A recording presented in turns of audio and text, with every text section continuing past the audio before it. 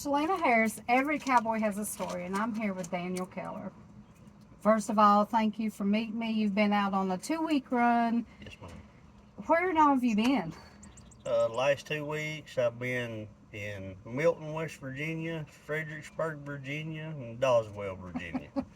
Well, thank you so much for taking the time. And we just decided to meet up at the Lexington Horse Center, which is pretty cool. How in the world did you even get started in all this hauling, all this bucking horses, and just still continuing to do it? Uh, I grew up on a small, small farm, and my grandfather kept horses to work the farm with, wagon train, and started me out very young, riding horses, driving a team in the wagon, driving the team in the tobacco field.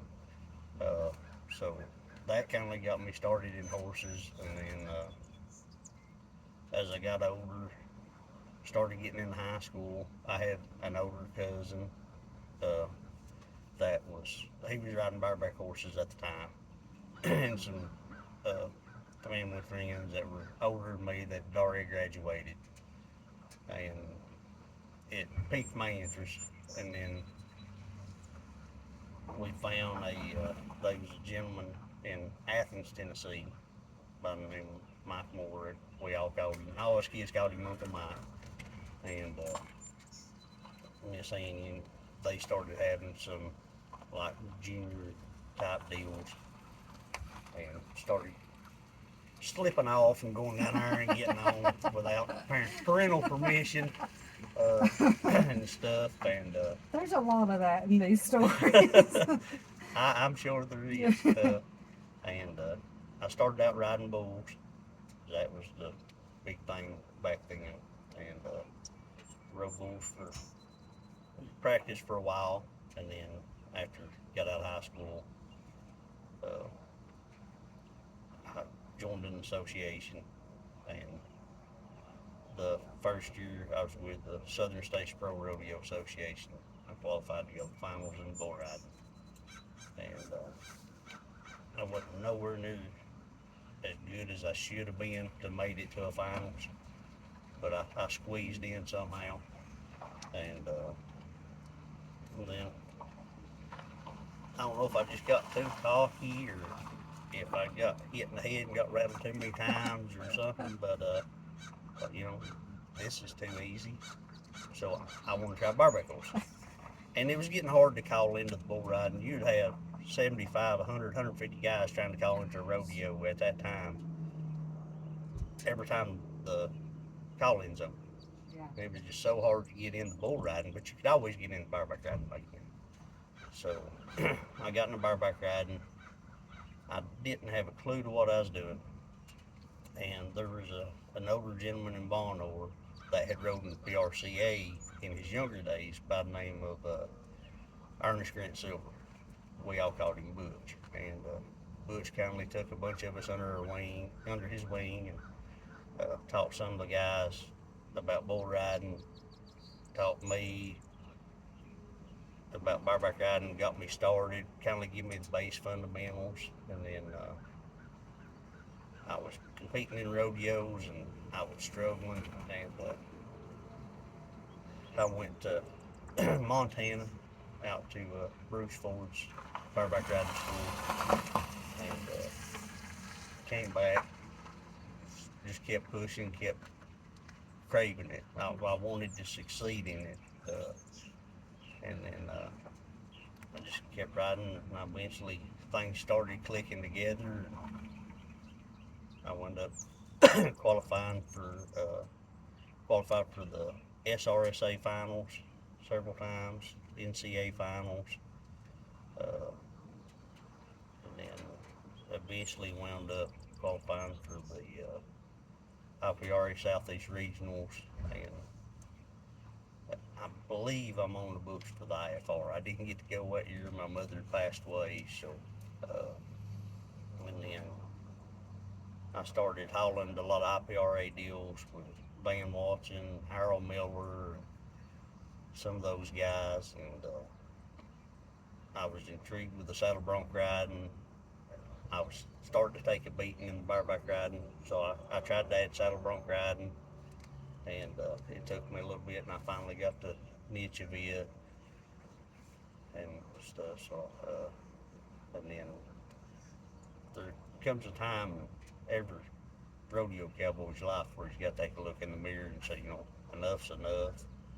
I'm getting beat up, I'm getting banged up, I've got a family to raise and stuff. So I stepped away from it, and I stayed away from it for 17 years. And I came in from work one day, and all my old rodeo gear was scattered out all over the living room floor. I think I know where this is going. And I walked in and I looked, and I won't repeat on camera what I said. And We could probably fill that in. my my oldest son came in the living room, and I looked at him and I said, "What is this?" And he proceeded to tell me that he was going to ride a bull that weekend. And I said, "No, you're not. That bull rope was older than you. I bought that old bull rope in 1989, Gosh. and it was a used rope when I bought it. Yeah. It had only been on like 3 head, and the guy saw real quick he didn't want nothing to do with it, and he gave me a deal in it, and I bought it, and it was an old Bob Blackwood bull rope. Red with blue lace. I still remember. But and I said, "No, that old rope's older than you are. It's probably dry rotted. You're not getting on no bull with that." I said, "And where do you think you're getting on the bull at? You're still in high school. I'll have to sign to give permission." And he just looked up and, "Uncle Mike." He'd been around here since he was a baby. And I was like, "No, that ain't gonna happen." And I said, "But look," I said, "I know from experience, I'm not going to be able to stop you. Yeah. Eventually, you're going to do something with my permission or not. But if you want to do something, do the bareback riding. The handle, the rigging, everything's still good." I said, "But you're not going to start out on the OPR 94. You're going to start out on Bob Blackwood. It's got a little bit more give in the handle. You're not going to get bound up, and you're not going to get hung up in it. Yeah. Or a lot less likely to get hung up." So I started working with him a little bit, and it was like 2 days later, one of the ladies that I went to school with, that was his school teacher, called and said, "He's missing some assignments. He's not going to graduate if he don't get something in." He had been spending all his time trying to practice and watch videos and stuff of bareback horses instead of doing his dad blasted schoolwork. So I told him, I said, "If you don't graduate, you don't do nothing." And I started putting everything back up, and he got all his work done. He got to graduate, and I said, "Okay, I'll sign for him." Well, when I get down there to sign, I found out he had tricked his papa into signing for him. But I started helping him, and he started putting things together, and then he actually, 10 years to the day from the time I qualified in 97 for NCAA finals, 2007 he qualified for the NCAA finals. So it was kind of like, it might have been 20 years. It was 20 years, I'm sorry, not 10, 20. It's 2017 when he qualified. 20 years to the day. From when we both qualified. That is pretty awesome. You were mentioning different rigging, so there's like different handles in the rigging. I didn't know that. The Blackwoods had a little more give to them, a little more twist. They had a little bit more space between the actual body of the rigging and the handle. Okay. That you would have to build them up to get a good bind. And the one I had didn't have no binds in it or nothing. Okay. So I knew he wouldn't get hung up in it, Okay. but he would be able to learn the fundamentals. And then as he progressed, then was going to get him. Then I knew where my old Barstow PR-94 was. Under lock and key. Yeah. No, I actually had gotten a little bit of a bind when he was a baby and needed some formula and diapers. And Uncle Mike had bought my old rig. I did not know he still had it.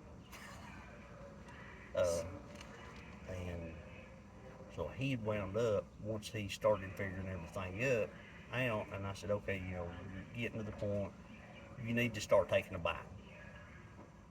Your form and everything's good, you're just not able to, you're not strong enough in your arms to muscle through it yet, so you need to be getting a bind in your hand. And then he walks out of the bedroom with a PR-94 that had my Diamond K brand stamped on it. And Well, I said, where did you get that? He said, Uncle Mike had it in the trailer. So, and then I worked with him. He went to some schools. Harold Miller worked with him. Danny Hedrick worked with him. Just a lot of the older school guys that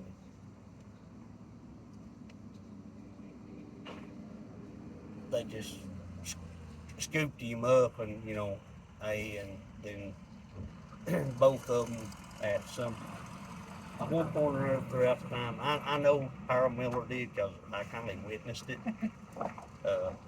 Harold asked me at one point, he said, what's going on with him? I said, I don't know. He won't listen to me, Harold.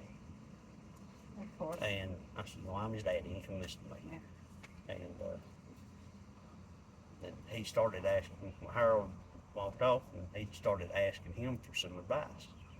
And Harold just got a hold of him and shook him.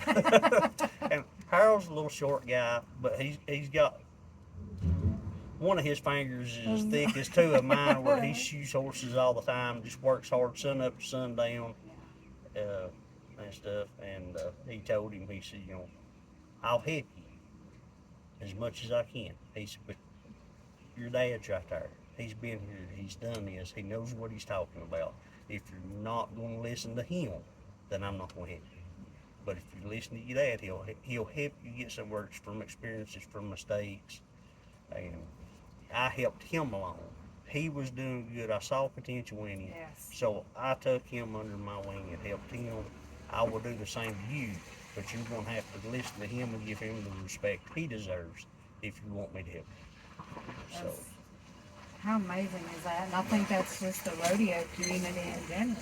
yes, ma'am. Like people just, they come in, and if you're willing to learn, they're willing to help. If they say you got the heart, the determination, and the drive, and you really want it, and you're working for it, they will bend over backwards to it. Absolutely. So for anybody watching this that doesn't know, can you just kind of describe that suitcase and the space in between? You've got a leather body that goes over the withers of the horse, and it's got two D-rings with latigos that goes under a belly cinch, and then the handle is layers of rawhide pressed and formed together to make like what looks like it resembles a suitcase handle. And you get it the size to fit your hand, and then you get a glove, and gloves are all set up different. I always got my gloves from Sean Shields out in Blackfoot, Idaho with P-Bar-B Leather. That's where my boys got their stuff. Okay. Always. Like they didn't want from anybody else. What's amazing with Sean that blows my mind is, 20 years later, after I quit riding, when I went to get Jonathan a really good glove, I picked up the phone. I called out there and I asked for Sean. Sean got on the phone. Hey Sean, this is Daniel Keller up in Tennessee. Oh, hey Daniel, it's good to hear from you, man. I ain't heard from you in a long time. I've still got your stuff on file back here. You need another glove, or you breaking back out? No. I'm calling for my son. And he made his, and I think just recently he started making a pair of chaps for my son.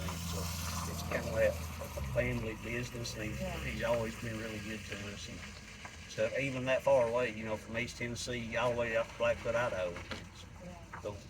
The rodeo world has no bounds.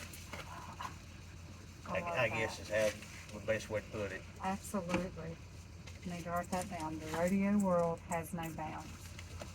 That is powerful. There's no barriers to it. It don't matter, and that's when I was competing. A guy that's qualified for the NFR several times in the bareback riding was just a kid. I competed at his dad's rodeos. His dad put on in East Tennessee, Matt Bright, and now that young man's grown up. He's qualified for the NFR 2 or 3 times. He got his neck broke, took time off and healed up, and now he's broke back out, and he's making rides left and right, and hopefully he can make his way back to the NFR and maybe get his gold buckle that he's been dreaming of since he's a kid. Yes. I think you think about that buckle, and I don't think it's necessarily the buckle. I think it's what it takes to get there. And once it's a hard road. It's more what it symbolizes. Yes. Yes, ma'am. Yes, absolutely. So when we just talk about what a close-knit rodeo family is, and you think back to like growing up, did you realize that you were living one of the best lives? No, not really. And even now, I take for granted a lot of stuff that I didn't realize. And, now at the age I'm at now, I can look back on my life, and I'm probably one of very few people that has got to live all their childhood years. So I love it's been an amazing life. It ain't always been easy. There's been some extremely hard roads, but I've been very blessed. When you think about the mindset is powerful. Yes. When you're okay, here you are, you're raising your family now. There's your rigging, there's your dreams. You gotta sell that to take care of your son and your family and do what you have to do. What kind of mindset gets you from, I gotta sell what I have to get what I need and still be able to come back and just continue it on? When I made that decision and I got to that point where I had to do that, I completely walked away from rodeo. I never went to a rodeo. I never hung out with none of the rodeo cowboys. I never talked to nobody at rodeo or nothing for 17 years. Until I walked in the door that day, and there's everything.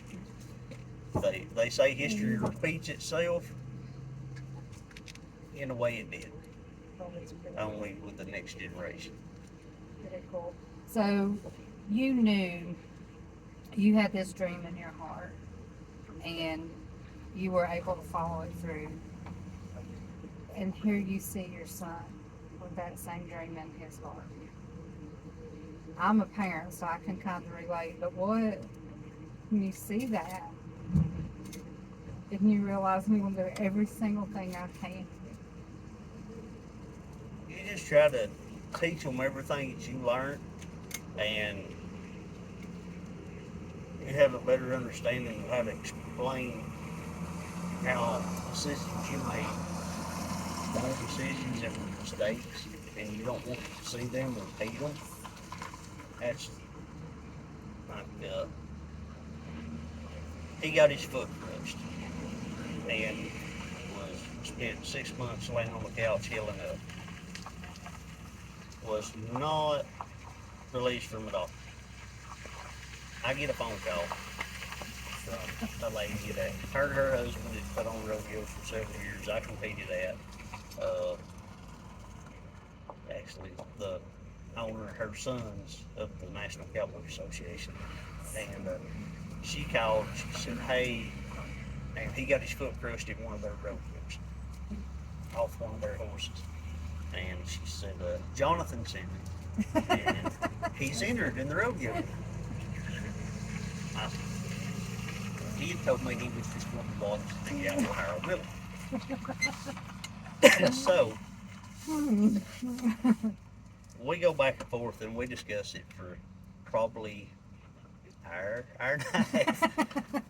And finally, I'm like, look, Boys, your parents You, are going to find out. So, eventually, it all comes out in the wash. Uh,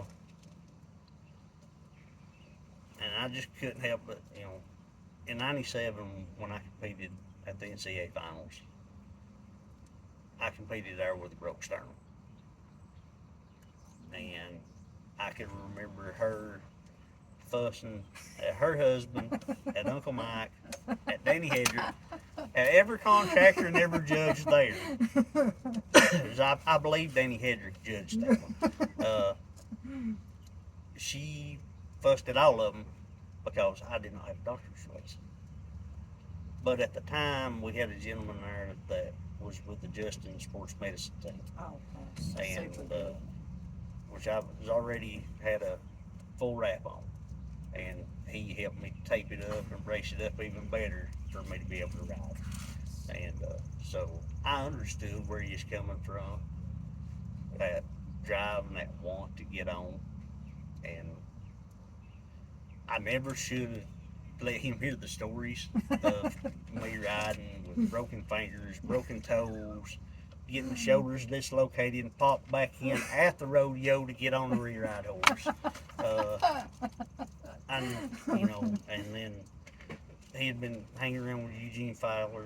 He was a prior uh, champion bareback rider, an IFR qualifier. Uh, Eugene had been telling me stories about riding her.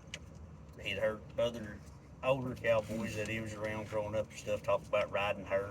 So he thought, well, that's what cowboys do. Yeah. It don't matter if you're hurt or not. If you're entered up, if there's any way you possibly can, ride it. And I was like, well, I understand. I understand him wanting to get on. He's an adult. You can't. You, I know you're trying to look out for him, but you can't maul him.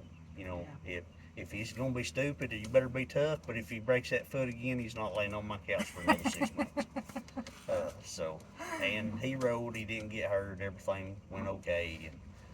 And Harold Miller actually called me as soon as he got done riding. No. Harold came out before him, fell back to help him, and then when he got done riding, before he had a chance to call, Harold called and said, "Hey, the ride went okay. He's not hurt. Take a deep breath. Don't snap his head off when he walks in the door. It's all okay." So That is so good. So, during these stories, you've mentioned Harold Miller. Yes, ma'am. And, these guys. When you think back of where you are today, who are those guys in that circle? If you, beyond a shadow of a doubt, would not be where you are without these people in your life. And it's All going of to be hard to list. all of You them. couldn't, name everybody. I mean, all of the guys that I've mentioned. Harold Miller, Danny Hedrick, Mike Stallings, Mike Moore, R.A. Bright, Jody Montgomery, And you'll think of 20. Milburn Booth, your former 3-4 time world champion bareback rider out of Oklahoma, Dan Daly, Brian Massey. All those guys they were at the top of the game for their time, and they all have had a big impact on my life in one way or another. When you, so you see that value and importance. Yes, ma'am. So when you see that young kid in the arena, Yes, ma'am. and I feel it's like watching the animals. You can look at an animal and know that it loves the buck, it loves its job. Yes, ma'am. And I feel like you can look at young kids, and you can feel their passion. Why is it so important to keep instilling in them the Western heritage, the cowboy code, the grit and determination? Because it's gone. To me, and I don't know if I'm thinking right or if it's just my mindset or what, but to me, the changes I've seen in society as a whole in the last 10 years, nonetheless the last 40 years that I really think about. has changed so much, and the cowboy code and the cowboy lifestyle holds on to those basic fundamentals from the 17, 1800s. You know, it's work hard, take care of your family, be true to your word, help your fellow man, show selfless service, uh, put God first, your family second. You know, Yeah. it's all, you know, all based on morals and respect. That's the Army has a seven-letter acronym that spells out leadership, and the cowboy code and lifestyle falls into that leadership: loyalty, duty, respect, uh, selfless service, honor, integrity, and personal courage. The cowboy code and lifestyle is all of that. I say rodeo is something that it's family Just me. because like everybody can be a part, and it doesn't like even the moms can be a part. Like everybody has a part in making it happen, making it come together, and it just when you think of rodeo, when do you think of rodeo? And this is a question I've asked like everybody. When you think of rodeo, what is the first word that comes to your mind? Family. Family. I've probably done 30, 40 interviews. Rodeo, family. Yeah. 100%. Yeah. When is this the lifestyle that you would want to see your grandkids come up in? Absolutely. Absolutely. What are some of the benefits to being in this? Get up early. Listen, we went 20 hours without eating. Right. How many people can? And it was just that we knew we would eat, and we'd eat a good meal, and like we had snacks or whatever. But there are times that you just make that haul, and you're like, we'll be all right. We'll just keep going endurance, endurance. But what is it? Like, what are some of the things that you think kids, families gain from being in this hall and taking care of stuff? And They definitely learn responsibility. They learn maturity. yeah, Uh, I mean, I would rather take just about any of these rodeo kids that's grown up in it with me anywhere versus probably three-fourths of the adults nowadays. absolutely. The rodeo kids and farm kids and ranch kids are just so much more mature. What do you think that? What do you think makes such a big difference there? Why is there such a gap?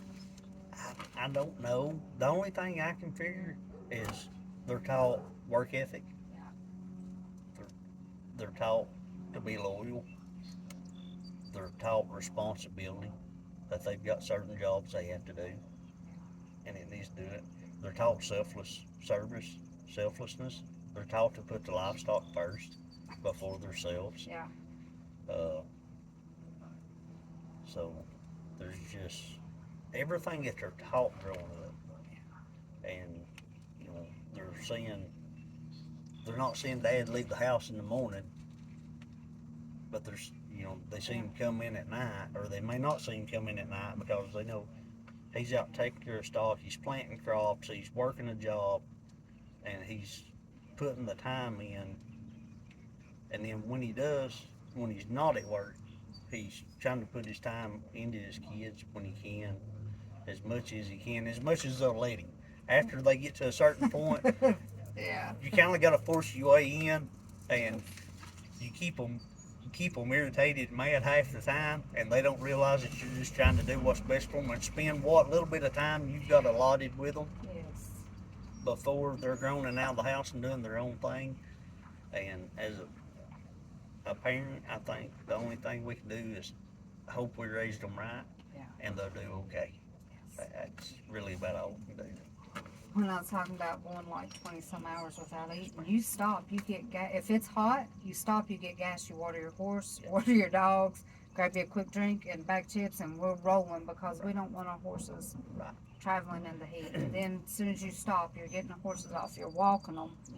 it don't matter if you're tired. It don't matter if your legs are cramping because you sat in a vehicle for 4 hours or you've been traveling all day. You walk your horse, you take care of it, feed it, grain it, hay it, is it drinking, and then you take care of yourself. Yeah. And it don't matter if you was up at 6 o'clock that morning working, it's 90 degrees. If it's going to drop to 70 at night, you push through the night so Yes. the horses and stuff are hauled when it's cooler and they don't get as stressed from the heat. Yes. And then try to take a nap and do what you can during the day, which goes against everybody's body clocks. And then do it again until you get on there, and then you got to swap your body clock back to get on whatever schedule you need to Could be you on. imagine life any other way?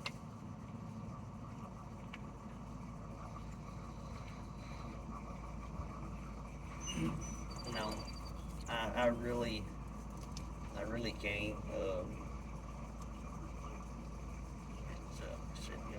I've been very blessed.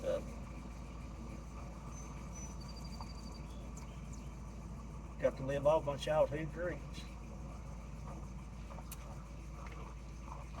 And I know as a dad, that's exactly what you want for your family, for generations, not just your kids. You want that for your grandkids. 10 to 1 says you want that for your neighbor's kids. Yes. You want that for your buddy's kids. You want that. For every child you come in contact with. And that's a lot of parents hear horror stories of rodeo and this, that, and other, and most of it's made up. It's not true. They hear horror stories of the biker communities, the military communities, but when it comes to a kid, you can take the roughest, toughest, orneriest cowboy. You can take the biggest, baddest, meanest biker. You can take the most stressed out, hardcore soldier, marine, sailor, airman, whoever it is, and you put a little kid in front of them, and they become an overgrown teddy bear. Yes. I think something the rodeo lifestyle or Western heritage lifestyle teaches you is humbleness. I don't know if it teaches you, if it's just that's part of it, but I think you learn how to lose. You learn how to not Yes. get your way. You learn how I'm working hard. I'm dedicated, and it's not always going to be a win. It's not always going. You're going to get a 7.99 ride. Yeah. You're going to get a bad call. You're going to get a bad call on a good ride that you put all your everything in your pocket, your heart, your soul. You're going to get a bad call, and you have to accept it. Go on. Yeah, and that's I know it's hard to take. It's hard to swallow, and it was hard for me for a lot of years. I had some pretty bad calls that were made on me, and I just, you want to be very ugly, and sometimes it gets the best of you. But now that I've been judging for a few years, and I look back on everything, uh, judges are just human. We make mistakes. I know a lot of times the contestants and stock contractors and stuff hold judges to a higher standard because we know we're supposed to know the real books. We're supposed to try to get everything as close to right as possible. But we make mistakes. We're just human. Sometimes we can't see that half-inch gap between your hand and the bull's hump because of the way he's turned. Or your buddy, it looked like he was 2 foot to him because the angle he was at, but the angle we're at, it don't look, it looks like you slapped him. Or your spurs right on the edge of the break of the shoulder and your leg twitches a little bit. Your spur don't come off, just your leg twitches and you can't see the spur contact above the brake, so you flag them for a missed mark out. Your stirrup looks like it blowed off. and sometimes there's those times you smack the dog tar out of them, but we don't see it, and Right. you get by it. There's times you miss your mark out, but your foot's turned just right where we give you the benefit of the doubt, and okay, he was above the break of the shoulders. Uh, there's times your stirrup blows off and you get it tucked under your foot before we see it, and you get by with it. We can't catch everything. We're only human. Judges are only human, and it don't matter what level you're on. It happens. It don't matter if you're at judging the Pee Wee level, competing at a Pee Wee level, or if you're riding at the PRCA and you're at the NFR. Mistakes happen. Nobody's perfect. I tell my kids, well, may not have been fair or whatever. I said, but next time you do it so well that there's no question. Right. But judges try to give the contestants benefit of a doubt. yeah, If they're not 100% positive and it ain't, just obvious, most time we won't call it because we try to give the contestants the shadow of a doubt. But there's times, we still even with trying our best to do that, we still make mistakes, and everybody does. Have you ever called somebody one way or call them good, and then they come back and they're like, I know you called me good, but I did blow a stirrup or something. Yeah, I have, and I've also had it the other way, where I've called them for a slap and they really didn't. I've had it both ways, and it's one of them as a judge, and the guys that taught me to judge all IPRA or were IPRA approved judges, but once you make a call, It's a call. stick to your guns. Yeah. Don't change it. Even if you know that you've got a big doubt after rethinking everything and replaying everything back in your head, I may have made a mistake, stick to your guns. Yeah. And they'll have a lot more respect. Yes. There's rules there for a reason. Stick to the rules. Stick to what you're taught. Give the Cowboys the benefit of the doubt. Do the best job you can do. But once you make a call, stick to it. And if they're fussing about it, just, hey, I'm human. If I made a mistake, I made a mistake. But it don't matter if I made a mistake or not. That's my call. I'm not changing. Very good. Because there's that opportunity later on down the road, you're going to do something, I'm not going to catch it, and you're going to get by with it, and you're going to get a paycheck. Yeah. But you sure ain't going to come in line and say, Right, hey, I screwed exactly. up, and Exactly. you're not going to do it. So from the time your first horse experience to today, how many years is that? My first horse experience? Yeah, like even just being around a horse That I can remember. that you can remember.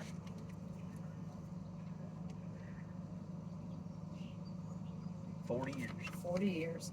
In your 40 years, what is one or some of the most memorable, either highlights or life-changing opportunities, rodeos, experiences, when 40 years? Tough. Well, that's tough. And you look back and you think, man, like as for me, I'm like, the time when I had my baby, we went to a D-Day memorial ride. I just think of those are just moments that. Right. Yeah.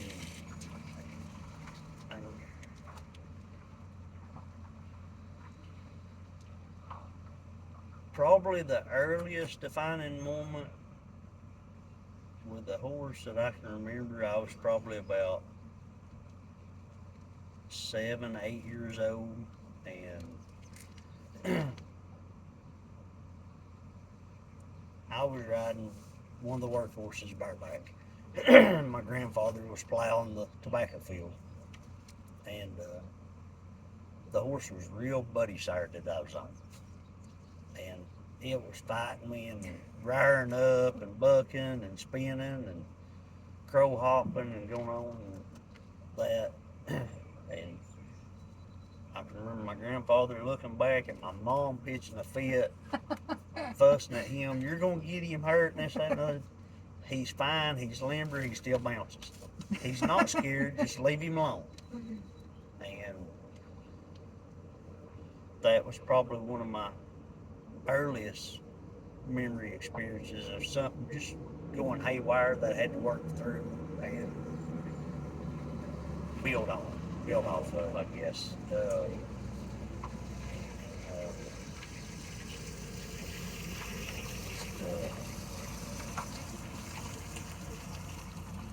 I don't know. That's I can remember one experience in Murfreesboro, Tennessee, at a Ken Treadway rodeo back when I was competing. I drew Little Sky and Big Sky, both. They were full brothers, both. One in the bareback riding, one in the saddleback riding. I got out on Big Sky in the bareback riding, and he had just beat me to death in shit. And they put a neck rope, had to put a neck rope on him for me to get out. And at that time, you didn't have to put neck ropes on. I got out. I can't remember if I made my ride or if I bucked off. And as soon as I got off, I had to go deal with his baby brother, Little Sky. And I went to get on him, and he was rearing up, trying to flip over in the chute, turning sideways, reared up, and just having a fit getting out on him. And we tried putting a neck rope on him, and he jerked the guy with the neck rope through the bucking chutes. And I looked at the judges and I said, look, you're going to have to give me a re-ride. I've tried 4 times to get out on this horse. And they said, give him one more honest tip, and if you can't get out on him this time, we will give you a re-ride. I forget who the judges were. And so we got him calmed back down, got the neck rope back on him. I got my saddle repositioned, and as I started over the bucking chute, I looked up, and Stacy Benton come out of nowhere. He's a pickup man, drove bulls in PBR. He comes out of nowhere and jumps on the bucking chute, and he looks at me, and he looked at the gate man. He said, don't mash me when you swing the gate. And he looked at me, he said, when you hit the saddle, call for it. And he reached up and he beat him on the ear. And I hit the saddle as fast as I could, called for the gate, and got out and scored a